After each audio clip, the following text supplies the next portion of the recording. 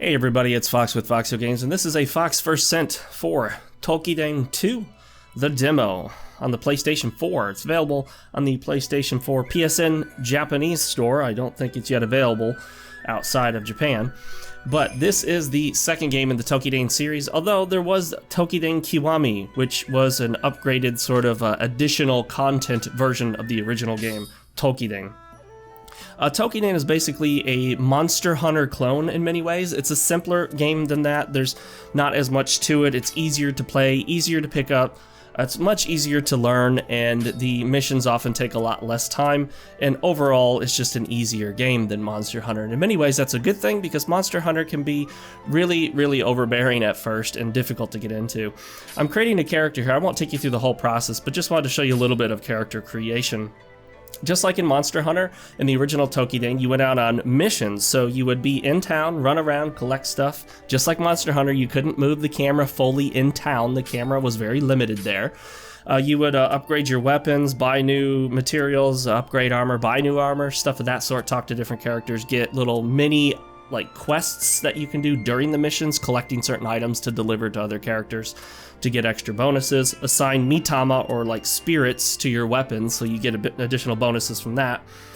And then you would go get a quest, and then you would head out and do it, just like a God Eater or Freedom Wars or one of those games. Well, Toukiden 2 looks to change all that, and as you can see from this right here, it's more of an open world type game. It's not completely open world from what I experienced in the demo, but it's a lot more open world than previously, and this I think would be a good thing, because although I love games like God Eater and Freedom Wars and sometimes Monster Hunter, it's a little complicated for me, and Toukiden and all these other ones, Soul Sacrifice. The one thing I think is the Achilles heel of these games is that they're so closed. They have these little areas that you fight in, and then when the quest is over, that's it, you're done. Right here I'm just experimenting with some of the moves, and you will quickly see that if you have any familiarity with Monster Hunter, this is very much similar to that. In fact, even this weapon right here, basically the sword and board, your sword and shield, is very similar to the sword and shield in Monster Hunter. Enjoying some nice black coffee while we do this. The whole game is of course in Japanese, because that's the Japanese Toukiden 2 demo. Toukiden Kiwami, when it came out, was in English, of course. There was an English version for the PlayStation 4. PS Vita, actually the PC, though that version is not the best.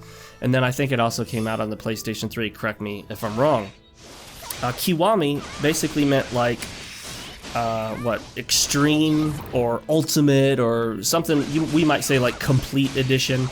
It was basically a modified version of the original with more content. So this is Toukiden 2, which is a sequel to the original game.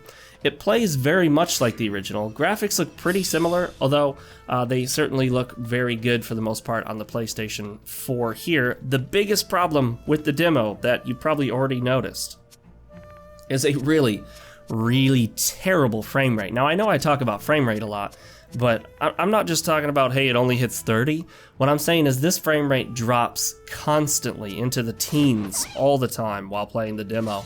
It might not be as noticeable now that the video is rendered for you, because it sort of smooths it out visually for you when you're watching it, but it looked really bad while playing it. Just the animations, the movement, especially during combat, could get really bad, and you'll see that later as we get to one of the bigger boss type enemies in the game.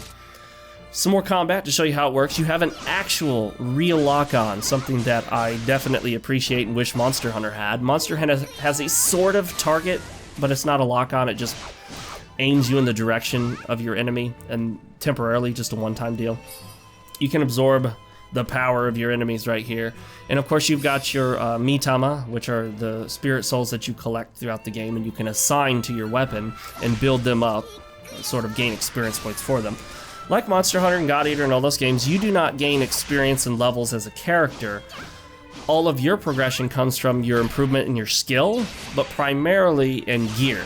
So this really is one of those gear stat games. Basically, you need to improve your gear, get better armor, get better weapons. In between getting better armor and weapons, you upgrade the weapons and armor that you have.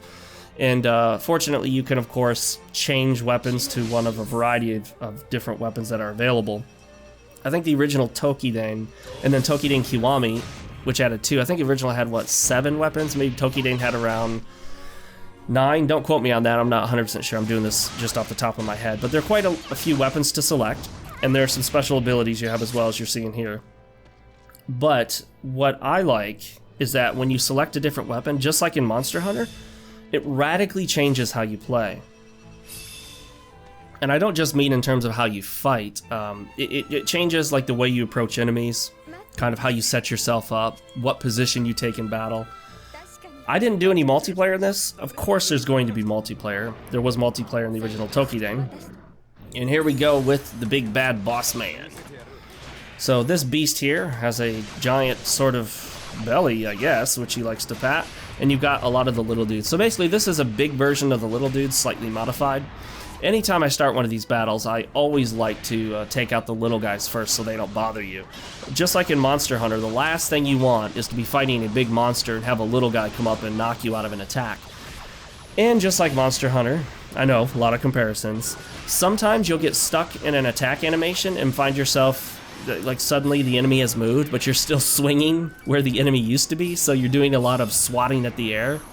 It's not as bad in this game because of the lock-on, and you don't get stuck in animations for as long as you would in Monster Hunter and other similar games. I am playing around with the moves right now. I'm just sort of fiddling around, seeing what I can do. There are moves you can charge up, there are combos, and how you choose to basically combo your moves together, whether you charge it or not, all of that stuff will determine how much damage you do. So just like in Monster Hunter, there are ways to maximize your damage potential, and that's where a lot of the skill comes into play.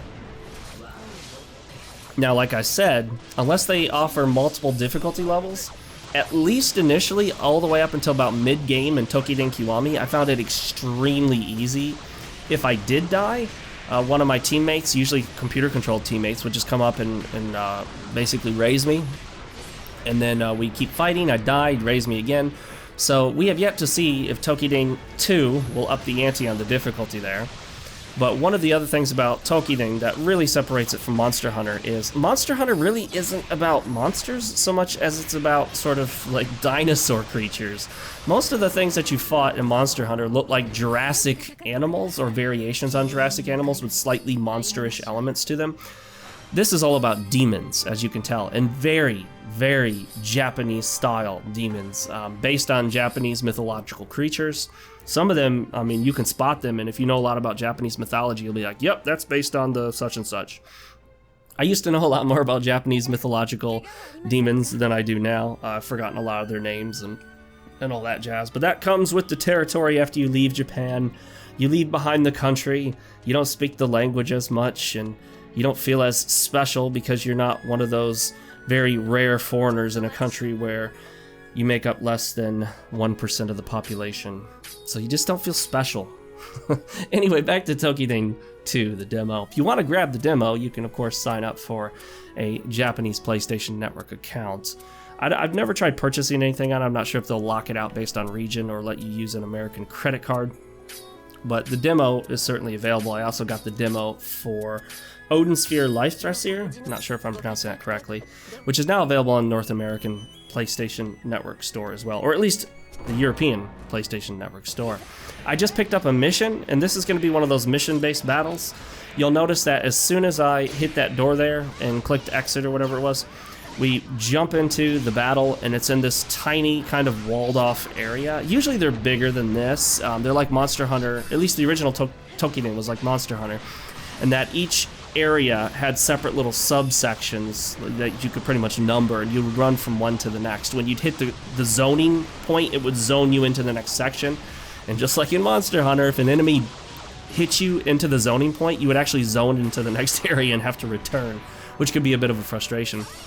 Here they put us in this tiny little battle arena where you can fight the same enemy you just fought as one of the quests. And of course you can grind quests if you want to, which is extremely useful.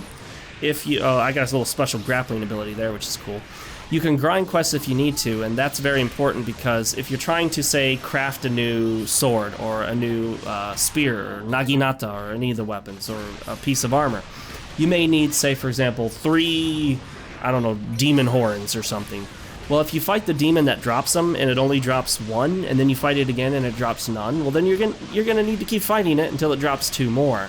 So it's that kind of game where you will be farming the same enemies over and over again. Not sure if you can tell here, but the frame rate is really nosediving. It doesn't look as bad on the video as it felt when I was playing it. Frame rate is often one of those things where you have to have your hand on the controller or mouse and keyboard and be playing it to really feel the effect of frame rate, more so than just watching it. When you can see bad frame rate while just watching gameplay, then you know it's really bad. You can target certain parts of the enemy, and you can also go into a special vision mode where it sort of changes the view of the screen, and you can find special items. I forgot what they call that mode, but it also will highlight weakened parts of the demons. You can sort of break off parts of them, but it happens and it's really weird. It happens like this spiritual way. They still have the part on them, but sort of like the spirit essence of the part is broken. It's hard to explain. It makes more sense when you play it. But we have taken him down again on that second little quest there. I'm looking forward to Toukiden 2, the demo. So far it says it's going to be exclusive to Sony platforms. I definitely hope they bring it to PC and make a better port than the original Toukiden Kiwami PC port was. And I'm Fox with FoxeoGames. I'll see you next time.